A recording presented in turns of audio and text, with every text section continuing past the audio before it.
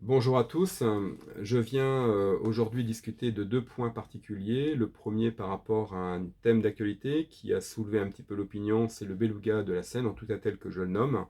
Et ensuite, un deuxième point qui est celui d'une personnalité peu connue du public français, Richard Obary. Alors pourquoi Richard Obary d'abord? Richard Obary est un Américain qui est toujours vivant, qui a œuvré pendant pas mal d'années et encore actuellement dans le cadre du militantisme pour la défense des animaux et des dauphins en particulier, mais qui a été surtout connu prioritairement comme étant celui qui a capturé dans les années 60 5 dauphins qui ont permis la production du film Flipper le dauphin et la série qui en a découlu, qui a connu dans le monde entier un véritable succès. Et ces dauphins qu'il a capturés, qu'il a éduqués, a été un point fort dans sa prise de conscience par rapport à la difficulté de ces animaux, la souffrance dans laquelle ils sont. Et le point culminant pour lui dans sa vie a été, au-delà de la période où il a été amené à pouvoir faire ce travail pour les sociétés de production américaines, a été de pouvoir prendre conscience en 1970 de la nécessité de pouvoir les protéger, de pouvoir les défendre, lorsque le dernier dauphin, qui s'appelait Cathy, est décédé dans ses bras, et qu'il qualifie en fait d'un acte de suicide. Tout simplement pourquoi? Parce qu'en fait, le dauphin, à la différence de l'être humain, n'a pas une respiration naturelle, spontanée, automatique, et qu'il s'agit donc d'un effort conscient systématique. Et dans ses bras, le dauphin, Cathy, donc, a pris une dernière inspiration pour ensuite disparaître au fond du bassin et ne jamais y remonter. Donc en fait, Richard Obary est vraiment l'exemple type d'un homme qui a pris conscience d'un système qu'il souhaite pouvoir condamner depuis, dans le cadre de ses activités de militant, pour dire combien le milieu naturel est à prioriser pour ces animaux, mais surtout avec un point culminant dans son parcours de militant, avec la production d'un film documentaire, The Cove, la baie de la honte, en 2009, qui a permis de démontrer la pêche dans la baie de Taiji chaque année,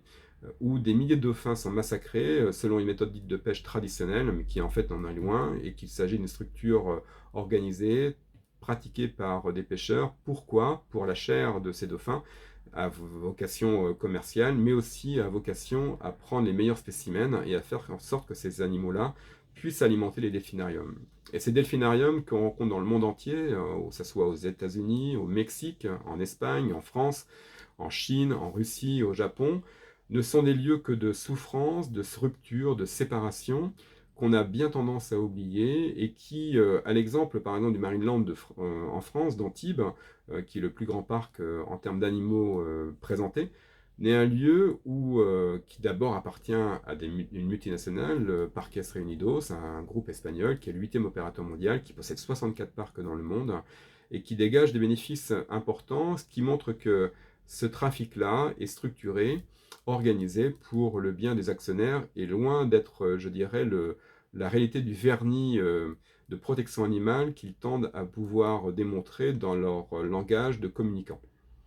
Et je reviens juste en termes de comparaison par rapport à la situation actuelle avec le beluga de la Seine, un beluga qui est venu sur la Seine un petit peu par hasard, mais qui ne fait pas partie de cas particuliers, hein, ça peut arriver,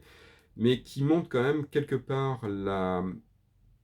je dirais, la difficulté de la France, des Français par rapport à cette problématique-là. C'est-à-dire que nous sommes enthousiasmés par rapport à cet animal, à vouloir absolument le sauver, le protéger, le sauver, faire en sorte qu'il puisse vivre, alors que nous sommes quand même les premiers pollueurs. Je parle de l'Occident d'une manière générale, donc par rapport à leur espace naturel, mais sans vergogne, nous venons sur leur lieu, nous polluons, et en même temps, nous voulons les protéger. Donc il y a quand même là une ambiguïté quand même bien particulière.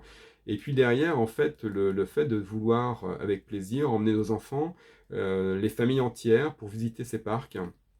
où les animaux ne sont là que pour satisfaire nos égos, notre plaisir, alors qu'il n'y a que de la souffrance, séparation, quand on l'observe un petit peu leur vie au quotidien. Et je terminerai par un propos qui est celui de Jacques-Yves Cousteau, qui permet un petit peu quand même de synthétiser le propos. Je le cite: « Il y a autant de bénéfices pédagogiques en étudiant des dauphins en captivité qu'il y en aurait à étudier le genre humain en n'observant que des prisonniers isolés. » Ce propos de Jacques Cousteau permet de pouvoir mettre en lumière nos ambiguïtés, nos contradictions, mais il y a un choix collectif à faire, mais il y a surtout un choix personnel à surtout ne plus aller dans les aquariums, ne plus surtout aller dans ces delphinariums, pour satisfaire, je dirais, une difficulté pour nous d'assumer notre comportement au quotidien et ne surtout pas croire que nous agissons dans le sens de la protection de l'environnement en y allant.